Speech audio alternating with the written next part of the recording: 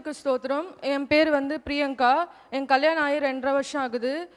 எனக்கு 2 பிரெஸ்ட்லையுமே எனக்கு கட்டி இருந்துச்சு. பிப்ரவரி மாதம் அதை செக் பண்ண போனோம். இப்போ டாக்டர் சொன்னாங்க, ஒரு கட்டி மட்டும் ரொம்ப வித்தியாசமாக இருக்குது, அது அது கேன்சராக இருக்குமோன்னு யோசிக்கிறோம், பயாப்சி எடுக்கலாம் அப்படின்னு சொல்லிட்டு சொன்னாங்க.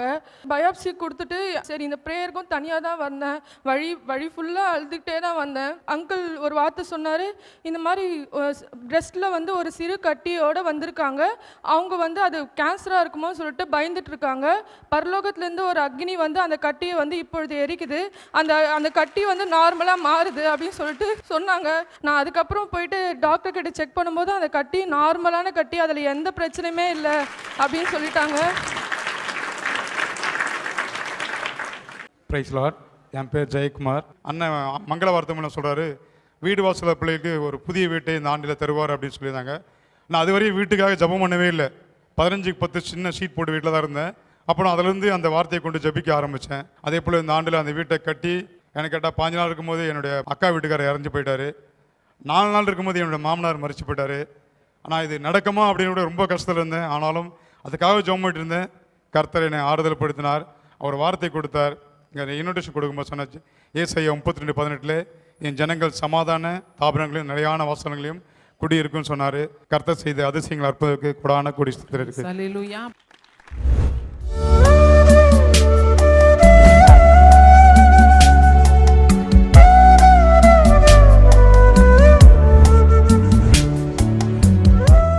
கிறிஸ்துவுக்குள் மிகவும் பிரியமான எனதருமை சகோதர சகோதரிகளை, நம்மை சிருஷ்டித்தவரும் நம்மை உண்டாக்கினவரும் நம்மை ஒருபோதும் மறந்து போகாதவருமாகிய இயேசு கிறிஸ்து முன்னையற்ற நாமத்தினால உங்கள் எல்லாரையும் வாழ்த்தி ஆசீர்வதிக்கிறேன். அல்லேலூயா. எல்லாரும் சந்தோஷமாக இருக்கீங்களா? என் வேதம் சொல்லுகிறது, வருத்தப்பட்டு பாரம் சுமக்கிற தேவனுடைய பிள்ளைகளே, நீங்கள் எல்லாரும் என்னண்டையிலே வாருங்கள், நான் உங்களுக்கு இளைப்பாறுதல் தருவேன். இந்த நாளிலும் ஆண்டவருடைய பாதப்படியிலே அமர்ந்து, ஆண்டவரே என் பிள்ளைகளுக்கு என்ன மங்கள வார்த்தை சொல்ல விரும்புகிறேன், என்ன வார்த்தை சொல்லி என் பிள்ளைகளை ஆசீர்வதிப்பது தேவனுடைய சித்தமாயிருக்கிறது. ஜெபத்திலே தரித்திருந்த பொழுது நம்மை ஆசீர்வதிக்கும்படி ஆண்டவர் கொடுத்த மங்கள வார்த்தை ஏசாயா தீர்க்கதரிசியின் புஸ்தகம் 54ஆம் அதிகாரம் 13, 14 ஆகிய வசனங்கள் அப்படியாய் சொல்லுகிறது. வாசிப்போமா? உன் பிள்ளைகள் எல்லாரும் கர்த்தரால் போதிக்கப்பட்டிருப்பார்கள். உன் பிள்ளைகளுடைய சமாதானம் பெரிதாயிருக்கும். நீதியினால் ஸ்திரப்பட்டிருப்பார்கள். கொடுமைக்கு தூரமாவார்கள்.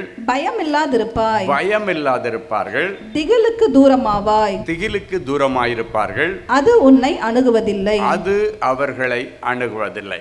ஆண்டவர் சொல்லுகிறார், உன் பிள்ளைகள் எல்லாரும் இனி கர்த்தரால் போதிக்கப்பட்டிருப்பார்கள். அவர்கள் சமாதானம் இனி பெரிதாயிருக்கும். அவர்கள் சமாதானமும் பெரிதாயிருக்கும். அவர்கள் நிமித்தம் பெற்றோர்களாகிய உங்களுடைய சமாதானமும் இனி பெரிதாயிருக்கும். ஆண்டவரால் போதிக்கப்படும்படிக்கு அவர்களை இன்றைக்கு கர்த்தர் சந்திக்கிறார். அப்படி ஆண்டவரால் போதிக்கப்படும் பொழுது அவங்க வாழ்க்கையில் 4 ஆசீர்வாதங்களை கொடுத்து அவர்களை ஆசீர்வதிக்க போகிறேன் என்று கர்த்தர் தீர்க்க தரிசனமாய் சொல்லுகிறார். முதலாவது, அவர்கள் நீதியினால் ஸ்திரப்பட்டிருப்பார்கள். 2வது, கொடுமைக்கு தூரமாய் இருப்பார்கள். பயமில்லாமல் இனி வாழ்வார்கள். திகிலுக்கு தூரமாயிருப்பார்கள். அவைகள் ஒன்றும் இனி அவர்களை அணுகுவதில்லை. என் அன்பு தேவனுடைய பிள்ளைகளே, இன்றைக்கி நம்ம பிள்ளைகளை குறித்து நம்ம ஆராய்ஞ்சு பார்த்தோன்னா, நிறைய பிள்ளைகள் தங்களுடைய நண்பர்களால் போதிக்கப்படுகிறார்கள். அந்த நண்பர்களுடைய இன்ஃப்ளூயன்ஸ் அவர்களிடத்தில் அதிகமாய் வருகிறதை நாம் பார்க்கிறோம். பெற்றோர்கள் சொல்கிறத கூட விட்டுட்டு அக்கம் பக்கத்தினர் சொல்லுகிறத ஒரு வேத வாக்காக, தெய்வ வாக்காக எடுத்துக்கொண்டு அவர்கள் போதனையின்படி தங்கள் வாழ்க்கையை அர்ப்பணிக்கிறதை நாம் பார்க்கிறோம். சிலர் கல்லூரிக்கு போகிற இடத்துல 4 நாள் ஒரு பொண்ணுகிட்ட பழகுவான். அந்த பொண்ணு என்ன சொல்லுகிறதோ அதை அப்படியே வேத வாக்குன்னு சொல்லிட்டு எடுத்துட்டு அவளால் இவன் போதிக்கப்பட்டு அவள் நிமித்தம் அவள் வரை கொடுக்கிற ஆலோசனைகளை போய் எதிர்காலத்தை வீணாக்கி விடுகிறான். சில நேரங்களில் பழகுகிற நண்பர்கள் தன்னுடைய தோழிகளுக்கு நீ இப்படி தான் இருக்கணும், இப்படி இருக்கிறது நல்லதுன்னு சொல்லி அவங்க சில போதனைகளை அவர்களுக்கு கொடுத்து, இப்படியாக மனிதனுடைய போதனைகள் ஒரு மனுஷனை வீணான காரியங்களுக்கு நேராக நடத்தி அவர்களை சீர்குலைத்து விடுகிறது.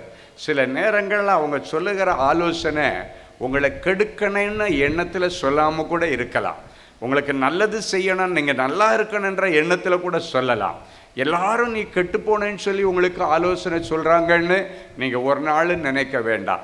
அவங்க நல்லதுன்னு சொல்லுறது கூட சில நேரங்களில் நமக்கு கெடுதலாய் அமைந்து விடுகிறது. எனவே இன்னைக்கு நம்ம ஒரு தீர்மானம் எடுக்கணும். ஆண்டவரே, நான் உம்மால் போதிக்கப்பட்டிருக்க வேண்டும், உமக்கு சித்தமானதை செய்ய வேண்டும். தேவ ஆலோசனை இல்லாத இடங்களிலே ஜனங்கள் சீர்கெட்டு போகிறார்கள் என்று வேதம் சொல்கிறது. உன் குடும்பம் இனி சீர்கெட்டு போகாது, சீர் அழிந்து போகாது. இனி சீரும் சிறப்புமாக வாழ கர்த்தர் உங்கள் ஒவ்வொருவரையும் தன்னுடைய கண்ட்ரோலில் கட்டுப்பாட்டில் எடுக்கிறதை என் தரிசன கண்களில் பார்க்கிறேன். நீ என்ன நிலைமையில் இருந்தாலும் இன்றைக்கு ஆண்டவரை அப்படியே ஆஸ் இட் இஸ் அப்படியே எடுத்துக்கொண்டு உனக்குள்ளால் வந்து தங்கியிருந்து, வேதம் சொல்லுகிறது அவர் உனக்குள் இருந்து ஞானமாய் ராஜரீகம் பண்ணி உன்னை நடத்துவார். ஆண்டவர் ஞானமாய் ராஜரீகம் பண்ணுகிறவர், ஞானமாய் காரியங்களை நடப்பிக்கிறவர். அவருடைய ஆலோசனையின்படி, அவருடைய போதனைகளின்படி தேவனுடைய பிள்ளைகள் நடக்கும் பொழுது இந்த உலகத்திலேயும் உங்களுக்கு ஜெயம். இந்த உலகத்தில் நீங்கள் கண்ணை மூடினா பரலோகத்தில் உங்களுக்காக ஆண்டவர் ஆயத்தம் பண்ணி வைத்திருக்கிற அந்த சிங்காசனத்தில் உங்களுக்கு ஒரு சீட்டு கிடைக்கும். நமக்காக பரலோகத்தில் ஒரு சிங்கார மாளிகை இருக்கிறது என்று வேதம் சொல்லுகிறது. அந்த சிங்கார மாளிகையில் நம்மளை கொண்டு போய் சேர்க்கிறதற்கும் கர்த்தருடைய ஆலோசனைகளும் போதனைகளும் நமக்கு ஏதுவாக இருக்கும். எனவே நம்ம என்ன பண்ணணும்? ஆண்டவரே, நான் எப்படி நடக்கணும்னு எனக்கு நீங்கள் கற்றுக் கொடுங்க ஆண்டவரேன்னு கேட்கணும். இன்றைக்கு ஆண்டவர் உங்களை பார்த்து சொல்றாரு, அவர் உனக்கு போதித்து நீ நடக்க வேண்டிய வழியிலே உன்னை நடத்தி உன்மேல் தன் கண்ணை வைத்து உனக்கு நல்ல ஆலோசனை கர்த்தராயிருப்பார். இயேசு பிறப்பதற்கு முன்பாக ஏசாயா தீர்க்கதரிசி அவருக்கு நிறைய பேர்களை வைத்தார். அதில் ஒன்று, அவர் நல்ல ஆலோசனை கர்த்தர். அவருடைய ஆலோசனையின்படி இனி நீங்கள் வாழும் பொழுது கீழே இருக்கிற 4 விதமான ஆசீர்வாதங்கள் உங்கள் குடும்பத்தில், உங்கள் பிள்ளைகளுடைய வாழ்க்கையில் அழகாக பலிக்கும் என்பதில் எந்த விதமான சந்தேகமும் வேண்டாம். உன் பிள்ளைகள் எல்லாரும் இனி கர்த்தரால் போதிக்கப்பட்டிருப்பார்கள். ஒருவேளை நீ நினைக்கலாம், 3 பிள்ளைகளில் 2 தேர்ச்சி, 1 இன்னும் தேராமல் கிடக்குது. நம்ம ஆண்டவர் எப்படி தெரியுமா? தேர்னவங்களெல்லாம் ஒரு பக்கம் வச்சுட்டு இது பரவாயில்ல, இது செட்டில் அடித்து செட்டில் ஆகாமல் தேராமல் போன அந்த ஆட்டை தேடி அலைவாராம். 100 ஆடுகள் இருந்தாலும் 99 நல்லா இருக்கும்போது 1 சீர்கட்டு போனாலும் 99 அழகாக வச்சுட்டு அந்த காணாமல் போன, தொலைஞ்சு போன, கெட்டு போன அந்த ஒரு ஆட்டை தேடி கண்டுபிடிச்சி திருப்பி வரும் பொழுது தன்னுடைய தோளின் மேலே தூக்கி போட்டு கொண்டு வருவாராம். ஆடுகள் பிள்ளைகளுக்கு அடையாளம். இன்னைக்கு ஆண்டவர் சொல்றாரு, உன் தொழுவத்திலிருந்து, வீட்டிலிருந்து யாரோ ஒருவருடைய ஆலோசனையை கேட்டு வீட்டை விட்டு வெளியேறின உன் பிள்ளைகள் ஆண்டவரால் போதிக்கப்பட்டு திரும்பி வருவார்கள். அன்றைக்கு இளைய குமாரன் அப்படித்தான் தன்னுடைய நண்பர்களுடைய ஆலோசனைகளை கேட்டு நண்பர்களோடு போய் எல்லாத்தையும் வீணடித்ததற்கு பிறகு கர்த்தரால் போதிக்கப்பட்டவனாய் திரும்பி வருகிறான். திரும்பி வரும் பொழுது அவனுக்கு புதிய செருப்பு கொடுக்கப்படுகிறது, புதிய மோதிரம் போடப்படுகிறது, புதிய வஸ்திரம் கொடுக்கப்படுகிறது, ஒரு பெரிய விருந்து உண்டாகிறது. மனம் திரும்புகிற ஒரு பாவி நிமித்தம் பரலோகத்தில் மிகுந்த சந்தோஷம் உண்டாகும். உங்கள் வீட்டில் யாரெல்லாம் இன்னும் மனம் திரும்பலையோ அவங்க எல்லாரையும் மனம் திரும்ப பண்ணி ஒரு பெரிய குதூகலத்தை கர்த்தர் உங்கள் வீட்டிலே கொண்டு வர விரும்புகிறார். இன்னைக்கு ஆண்டவர் பேசுகிற எல்லா வார்த்தைகளும் தீர்க்க தரிசனமாக உங்கள் வீடுகளில் பிள்ளைகளுடைய வாழ்க்கையில் செய்ய டிசைட் பண்ணி டிசைன் பண்ணி ஆண்டவர் கொண்டு வந்து என் இருதயத்திலிருந்து உங்களோடு பேசி கொண்டிருக்கிறார். அது அப்படியே நீங்கள் கவனமாக கேட்டு ஆமேன் ஆமேன்னு சொல்லிகிட்டே வாருங்க. அவைகள் எல்லாம் உங்கள் வாழ்க்கையில் நிறைவேறும். ஒருவேளை பிள்ளை தோத்து படிக்கிறான், எஸ்எல்சி பாஸ் ஆக மாட்டேன்றான், ஒரு 12th பாஸ் ஆக மாட்டேன்றான், ஏதோ நல்ல வாட்டச்சாட்டமாக இருக்கிறான், ஒரு 12th முடிச்சுட்டான், 10th முடித்தா எப்படியாவது அவனுக்கு பயிற்சி கொடுத்து ஒரு போலீஸ் வேலையிலையாவது என் பிள்ளை நான் சேர்த்து விட்டுருவேனே, படிப்பு வரல, எப்படியாவது 12th முடிக்க மாட்டானா, 12th அரியர் வச்சிருக்கிறானே, 10th அரியர் வச்சிருக்கிறானே, அவன் கூட உள்ள ஃப்ரெண்ட்ஸ் எல்லாம் படித்து முன்னேறிட்டு போகிறாங்க, அவன் கூட உள்ள அவனுடைய உடன் பிறந்த சகோதரர்கள் சகோதரிகள் நல்லா படித்து நல்ல நிலைமைக்கு வர்றாங்க, என் பிள்ளை மட்டும் கெட்டு போயிட்டானேன்னு நீங்கள் நினச்சிங்கன்னா இன்றைக்கு அந்த பிள்ளைகளை கர்த்தரிடத்தில் ஒப்புவித்து அவர் மேல் நம்பிக்கையாக இருங்கள். அவரே காரியங்களை வாய்க்க செய்கிறவரும் பிந்தி கிடக்கிற அந்த பிள்ளைகளை முந்தி கொண்டு வருகிறவருமாய் இருக்கிறார். 2000 வருஷங்களுக்கு முன்பாக பெற்றோர்கள் தங்கள் பிள்ளைகளை இயேசுவிடத்தில் கொண்டு வந்து அந்த பிள்ளைகளை ஆசீர்வதித்து தாங்க ஆண்டவரேன்னு கொண்டு வந்து நிறுத்தினதை வேதத்திலே நாம் வாசிக்கிறோம். எப்படி ஆசீர்வதிச்சாரா தெரியுமா? தூரத்தில் நிற்க வச்சுட்டு இப்படி தொட்டெல்லாம் ஆசீர்வதிக்கலை, அவர்களை அனைத்து ஆசீர்வதித்தார் என்று வேதம் சொல்லுகிறது.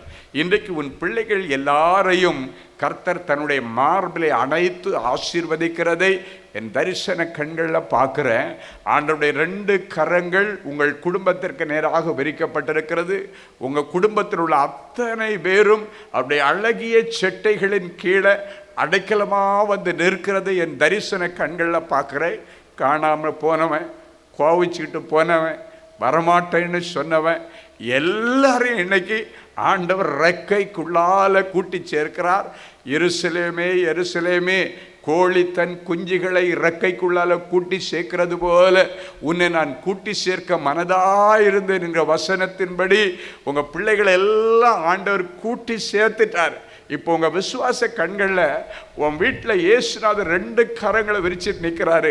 உங்கள் வீட்டில் உள்ள குடும்ப அங்கத்தினர்கள் எல்லாருமே அவருடைய கைக்கு உள்ள அடங்கி நிற்கிறத, அப்படி அணைச்சி நிற்கும் பொழுது கைக்கு அடக்கமாக நிற்கிறத உங்கள் விசுவாச கண்களில் பாருங்க. அடங்காத உன் பிள்ளைகள் இனி அடங்குவார்கள். அடங்காத உன் புருஷனை கர்த்தர் இனி அடக்குவார். அடங்காத உன்னுடைய மனைவியை கர்த்தரினை அடக்கி இன்னைக்கு பிறகு உங்கள் குடும்பம் ஒரு குட்டி பரலோகமாக இருக்கும்படி ஆண்டவர் உதவி செய்வார். கடந்த நாட்களில் நான் நரக வாழ்க்கை வாழ்கிறேன், என் வீடு ஒரு நரகமாக மாறிடுச்சு, இந்த வீட்டில் எனக்கு நிம்மதி இல்லை, வீட்டுக்கு வரவே எனக்கு பிடிக்கலை, பேசாமல் எங்கேயாவது போயிடலாமா என்றெல்லாம் சொல்லி உன் குடும்ப சூழ்நிலையின் நிமித்தம், உன் வீட்டில் இருக்க அன்றாட சண்டைகளை நிமித்தம், போராட்டங்களின் நிமித்தம் வீட்டுக்கு வர்றதை விட எங்கேயாவது ஓடிடலாமா என்றெல்லாம் சொல்லி உன்னுடைய மனசு அங்கலாய்ச்சி போன நிலைமையில் வந்திருக்கலாம். இன்றைக்கு இயேசு உங்கள் ஒவ்வொருவரையும் தொடுகிறார். நீங்கள் இங்கே இருக்கிற நேரத்தில் இயேசு உங்கள் வீட்டை விசிட் பண்ணி இப்போ சுத்தப்படுத்திட்டு இருக்கிறார். உன் வீட்டில் உள்ள எல்லா அறைகளையும் சுத்தப்படுத்துகிறார். உன்னுடைய குடும்பத்தில் உள்ள அத்தனை பேரும் தங்குகிற ஒவ்வொரு அறைகளையும், அவர் இருக்கிற ஒவ்வொரு சேர், அவங்க உட்கார்ந்து இருக்கிற டைனிங் டேபிள் எல்லாத்தையும் கர்த்தர் இன்றைக்கு சீர்படுத்தி நீங்கள் போகிறதுக்கு முன்னால் ஒரு தெய்வீக சமாதானம் உங்கள் வீட்டை நிரப்பி இருக்கிறதா பார்ப்பீங்க. எந்த வீட்டில் படுத்து கிடந்து எனக்கு வாழ பிடிக்கலை, நான் செத்துடலாமான்னு யோசிச்சிங்களோ அதே வீட்டில் இருந்து ஆண்டவரே நான் இப்போ சமாதானமாக இருக்கிறேன், என் குடும்பம் சமாதானமாக இருக்கிறது, இது இப்படியே தொடர்ந்து போகணும்னு சொல்லி அதை கண்டு கர்த்தருக்குள்ளால களி கூறத்தக்கதாக சில மாற்றங்களை இன்றைக்கு உங்கள் குடும்பத்திலே ஆண்டவர் கொண்டு வர விரும்புகிறார். இன்னைக்கு உங்களுடைய குடும்பத்தில் உன் சமாதானத்தை பாதித்த சம்பவம் என்ன? உன் பிள்ளையுடைய சமாதானத்தை பாதித்த சம்பவம் என்ன? ஆண்டவர் சொல்லுகிறார், உன் பிள்ளைகள் கர்த்தரால் போதிக்கப்பட்டிருக்கும் பொழுது அவர்கள் சமாதானமும் பெரிதாயிருக்கிறது நீ காண்பாயா. இன்னைக்கு அந்த சமாதானம் கெட்டுப்போன அந்த காரியங்களை ஆண்டவர் இன்றைக்கு சந்திக்க விரும்புகிறார். அந்த காரியங்களில் கர்த்தர் இன்னைக்கு ஒரு அதிசயத்தை செய்வார். ஒருவேளை உங்கள் பிள்ளைங்க நினைக்கலாம், ஆண்டவரே நான் எவ்வளோ கஷ்டப்பட்டு படிக்கிறேன், ஒன்றுமே மூளையில் நிற்க மாட்டேங்குது ஆண்டவரே. நான் படிச்சுட்டு தான் போகிறேன், ஆனால் எனக்கு மறதி பயங்கரமாக இருக்குது. என்னால் எக்ஸாம் எழுதும் பொழுது பதட்டமாக இருக்குது, கையெல்லாம் ஈரமாகிடுது, கையெல்லாம் நடுங்குது, பயத்தில் தெரிஞ்ச கொஸ்டினை கூட நான் கோட்டை விட்டுறேன் ஆண்டவரே. எனக்கு ஏன் இந்த பலவீனம் என்னெல்லாம் சொல்லி உங்கள் பிள்ளைகள் அழுதுட்டு, அம்மா நான் எவ்வளோ கஷ்டப்பட்டாலும் எனக்கு மார்க்கு கிடைக்கல, இதுக்கு பதிலாக நான் படிக்காமல் இருக்கலான்னு சொல்லி உங்கள் பிள்ளைகளுடைய வேதனை உங்கள் மடியில் கொட்டி போடப்பட்டிருக்கலாம். உங்கள் பிள்ளைங்க அழுதுட்டு வந்து நான் நல்லா எழுதுனேன், எனக்கு இவ்வளோதான் மார்க்கு கிடைச்சிருக்கம்மா, நான் இதுக்கு மேலே இப்படி எஃபர்ட் போடுறது என்னெல்லாம் சொல்லி அழுது கொண்டு வந்தீர்களா இல்லையா? இன்றைக்கு அந்த பிள்ளைகளை எல்லாம் ஆண்டவர் சந்திக்கிறார், அவர்களுக்கு தெய்வீக ஞானத்தை கொடுக்கிறார். வேதம் சொல்லுகிறது, சமயத்திற்கு ஏற்ற வார்த்தை சொல்லுகிற கல்விமானின் நாவை உங்கள் பிள்ளைகளுக்குள்ளே கர்த்தர் இன்னைக்கு வைக்கிறார்.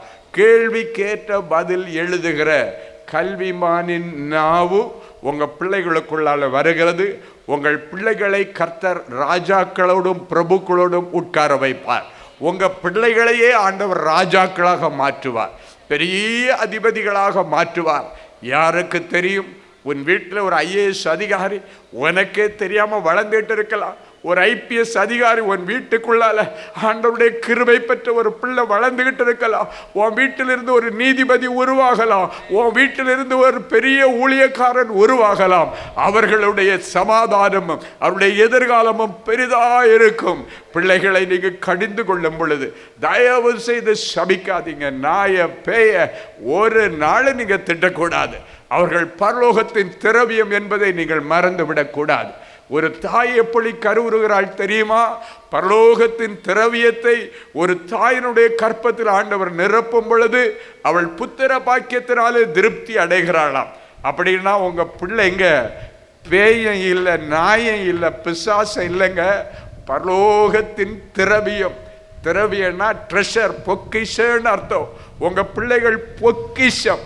ஒருவேளை உங்களுக்கே உங்க பிள்ளைங்க அற்பமாய் தெரியலாம், ஆனால் ஆண்டவருடைய பார்வையிலே அவர்கள் விலையேற பெற்றவர்கள், அவர்கள் பரலோகத்தின் பொக்கிஷம் என்று சொல்லப்பட்டிருக்கிறது.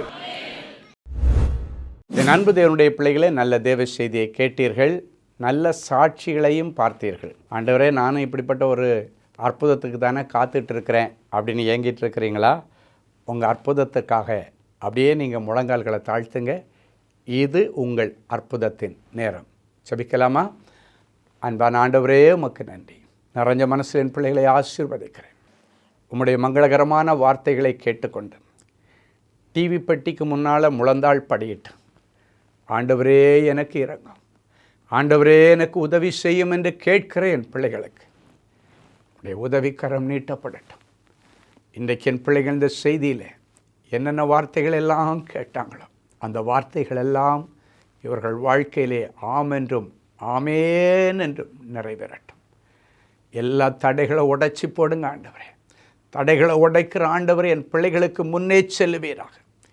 உடைய வியாபாரத்தில் காணப்படுகிற தடைகள், வேலை ஸ்தலத்தில் காணப்படுகிற தடைகள், படிப்பில் காணப்படுகிற தடைகள், ஊழியத்தில் காணப்படுகிற தடைகள், அத்தனை தடைகளையும் உடைச்சி ஆண்டவர் அற்புதம் செய்யும்.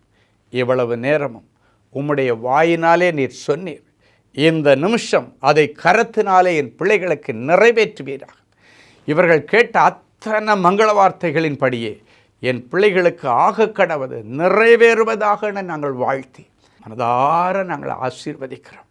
எனக்கு இறங்கும் தேவனேன்னு கதறுகிற பிள்ளைகளுக்கு நீர் இரக்கத்தில் ஐஸ்வர்யமுள்ள தேவன் அல்லவா?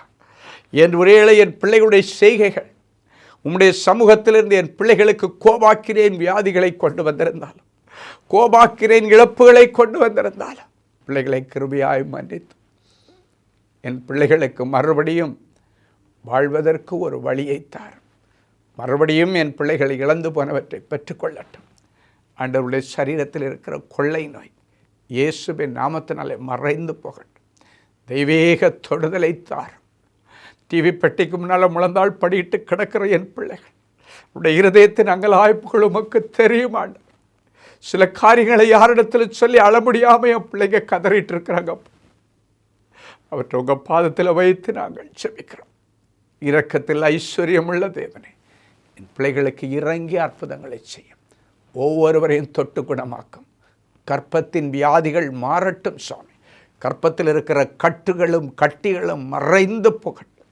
ஒரு சந்ததிக்காய் ஏங்கிக் கொண்டிருக்கிற என் பிள்ளைகளுக்கு இன்றைக்கே ஒரு அற்புதம் நடக்கட்டும். இன்றைக்கே பரலோகத்தின் திரவியம் அவருடைய கற்பத்தை நிரப்பட்ட சுவாமி.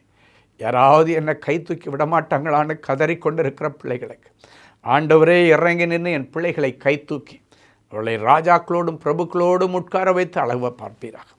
நியாயமான விருப்பங்கள் வாஞ்சிகள் எல்லாம் நிறைவேறட்டும். நிறைஞ்ச மனசில் பிள்ளைகளை ஆசீர்வதிக்கிறேன் இயேசுவின் மூலம் பிதாவே. ஆமேன், ஆமேன்.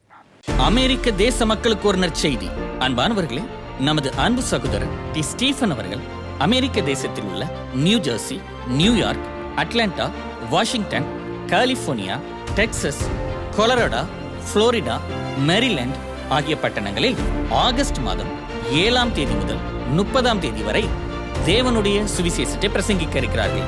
இக்கூடுகையில் நீங்கள் கலந்து கொள்ளவும், சகோதரரை நேரில் சந்தித்து ஜெபித்து தேவ ஆலோசனை பெறவும் நீங்கள் தொடர்பு கொள்ள வேண்டிய தொலைபேசி எண்கள் பிரதர் ஃபெலிக்ஸ் ஜார்ஜ் +1 973 454 9686 மற்றும் 98414 46999. அன்பு தேவனுடைய பிள்ளைகளே, இந்நிகழ்ச்சியின் மூலம் நீங்கள் பெற்றுக்கொண்ட ஆசீர்வாதங்களையும் உங்கள் ஜெப விண்ணப்பங்களையும் அனுப்ப வேண்டிய முகவரி தேவனின் அன்பு ஊழியங்கள், Vinayak avenue, OMR road, Okkiyam, Thoraipakkam, Chennai 600097. மேலும் 24 மணி நேர ஜெப உதவிக்கு 044 24547999 மற்றும் 9941150999 என்ற எண்களுக்கு தொடர்பு கொள்ளுங்கள்.